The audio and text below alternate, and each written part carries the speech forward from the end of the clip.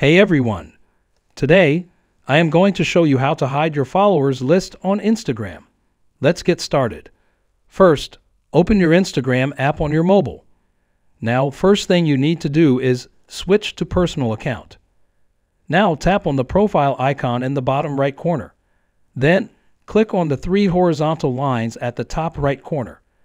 In the drop-down menu, click on the Settings. In the Settings, click on the Account option. Now scroll down a little. Now here, make sure your account is switched to personal account. Now, second step is to private your account. For this, go to the main page of Instagram. Now, again tap on the profile icon in the bottom right corner and click on the three horizontal lines at the top right corner. In the menu, click on the Settings. In the Settings, click on the Privacy option.